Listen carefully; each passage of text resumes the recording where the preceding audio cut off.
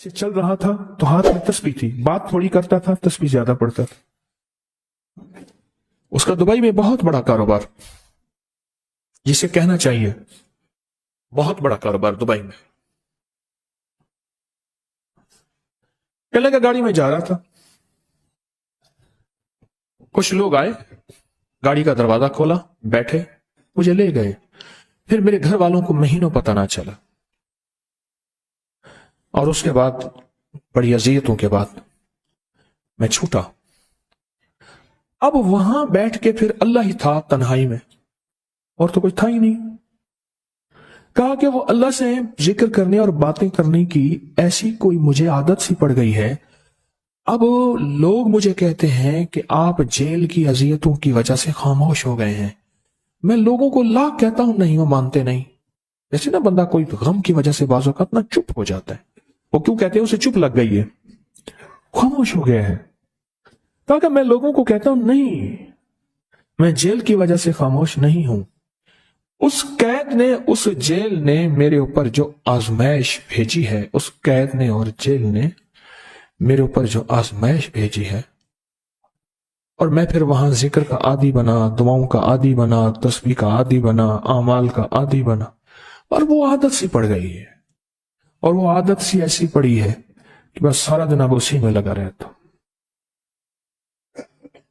سارا دن اب اسی ذکر میں اور اسی یاد میں لگا رہتا ہوں۔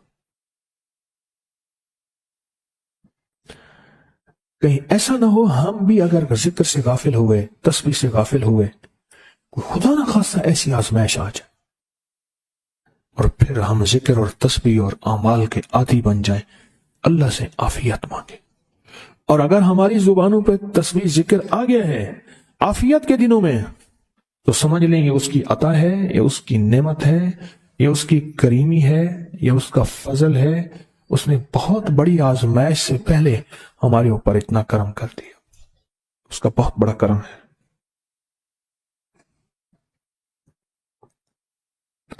اس لیے اللہ جل شانہ کے حبیب کملی والے نے آزمائشوں سے پناہ مانگی ہے۔ اللہم انی اعوذ بک من جہد البلاء، آزمائش، کوئی بلا آ جائے، ودرک الشقاء، شقاوت میں میرا نام آئے، بدبختی میں، یہ بھی آزمائش ہے، وسوء القضاء، میرے لیے ایسے فیصلے ہونا شروع ہو جائیں جو مجھے برباد کر دیں، ایک کے بعد دوسرا میرے حق میں فیصلہ، میرے خلاف فیصلے سارے، وشماتت الاعداء، اور ایسا وقت میرے آزمائش نہ آئے کہ دشمن تالیاں بجائے، دشمن ہنسے اور میرا مذاق اڑائے۔ اس لیے میرے آقا نے، میرے حضور نے آزمائشوں سے پناہ مانگی ہے، عافیت مانگی ہے۔ اللہم انی اعوذ بک من زوال نعمتک، اللہ نعمت دی پھر اس کا زوال آ گیا، وتحول عافیت، عافیت دی اور تو نے چھین لیا۔ اللہم انی اعوذ بک من زوال نعمتک وتحول عافیتک وفجاءت نقمتک وجمیع سخطک، اے اللہ کو میرے اوپر ایسے حملے ہوں اور سختیاں میرے اوپر شروع ہوں، مولا میں اس سے پناہ مانگتا ہوں۔ میں مانگتا کیا ہوں؟ ربنا آتنا فی الدنیا حسنۃ، تو سے دنیا کا بہترین پیکج مانگتا ہوں، اور فی الآخرۃ حسنۃ، تو سے آخرت کا بہترین پیکج، شاندار، لاجواب، بہترین۔ ہاں، آزمائشیں، مصیبتیں، تکلیفیں، حوادث، حادثات، ناکامیاں، بیماریاں، پریشانیاں میں نہیں مانگتا مولا۔ اللہم انی اعوذ بک من الہم والحزن، ہم کہتے ہیں ٹینشن کو، انزائٹی کو، اسٹریس کو، ڈپریشن کو، اندر غم ہے باہر پتہ ہی نہیں، اس کو ہم کہتے ہیں، اور حزن کہتے ہیں جس پہ ہائے ہائے ہو۔ اے اللہ میں تجھ سے اندر کا دکھ جو مجھے دیمک کی طرح کھائے، اور باہر کا دکھ جو مجھے تڑپائے، اندر کا دکھ کھائے اور باہر کا دکھ تڑپائے، اے اللہ میں اس سے پناہ مانگتا ہوں۔ ہم والحزن، عجز والکسل، ایسا کہ میں عاجز ہو جاؤں یا میرے پر سستی غالب ہو جائے۔ کتنے لوگ ایسے ہیں ان کے اوپر سستی غالب ہے، بہت بڑی مصیبت ہے زندگی کی۔ میرے آقا کملی والے نے اس سے پناہ مانگی، اللہ کے حبیب میرے آقا نے آزمائشوں سے پناہ مانگی ہے۔ अल्लाहुम्मा इन्नी औज़ु बिका मिनल फ़क्र वल कुफ्र, ए मेरा मौला मुझे कुफ्र से और फक्र से बचा। फक्र ऐसा, गुर्बत ऐसी आए कि मेरे ज़हन में हर वक्त लोगों की जेबों पे नजर हो, हर वक्त लोगों की जेबों पे नजर हो। ये दो वक्त में होता है, ज़हन नशीन रखिएगा। इस फकीर का तजर्बा है, एक जब तमा बढ़ जाता है, लालच बढ़ जाती है, उस वक्त लोगों की जेबों पे नजर होती है। जब फक्र बढ़ जाता है, गुर्बत और तंगदस्ती और फकीरी बढ़ जाती है, फिर लोगों की जेबों पे नजर इसकी होती है और अल्लाह के खजानों पे नजर नहीं होती या कम होती। ऐ मेरा मौला मुझे फक्र से बचा और कुफ्र से बचा, कि ऐसा वक्त ना आए मैं अपना दीन बेच बैठूं, अपना ईमान बेच बैठूं। हमारे एक मुखलिस थे अब्दुल वहीद सुलेमानी साहब रहमतुल्लाह अलैह, कहने लगे अनारकली में मेरा एक दोस्त था, तो मैं उस दोस्त के साथ जिंदगी गुजरी, पंजाब यूनिवर्सिटी में इकट्ठे पढ़ते थे। तो फिर पता चला कि वो बहुत मालदार हो गया। इस्लामाबाद के एक बहुत बड़े सेक्टर में गया तो उसका घर देखा, गाड़ियां, बड़ा घर, और यहां उसके पास एक पुरानी सी पतलून होती थी और गुर्बत होती थी और अनारकली के किसी ऊपर चुबारे के किसी कमरा लिया हुआ था। तो मैंने उसका नाम लेके पूछा, ये क्या?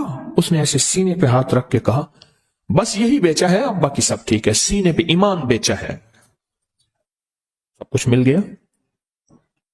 अल्लाह मेरे पर वो वक्त ना ला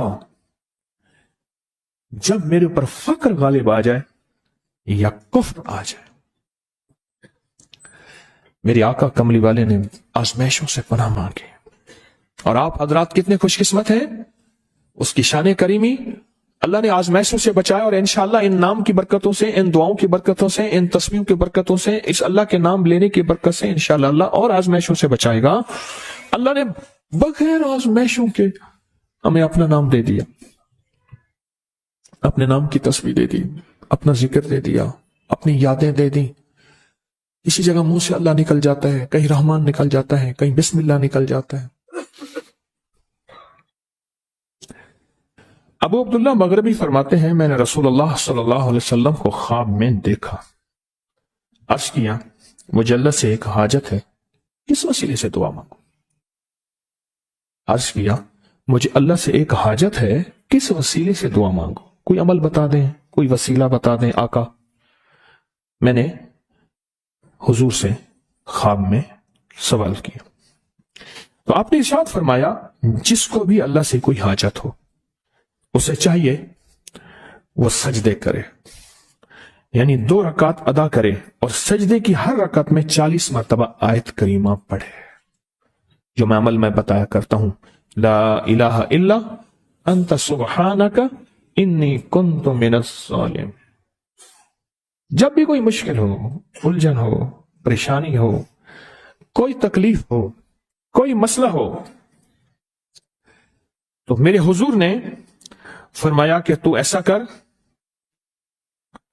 तू ऐसा कर, तू क्या कर, तो नफिल पढ़, हर रकात में सुभान रब्बियल आला के बाद 40 मरतबा आयत करीमा पढ़, और पढ़ ऐसे डूब डूब के, मांग मांग के, गिड़गिड़ा के, भिखारी मोहताज साइल और मंगता बन के पढ़।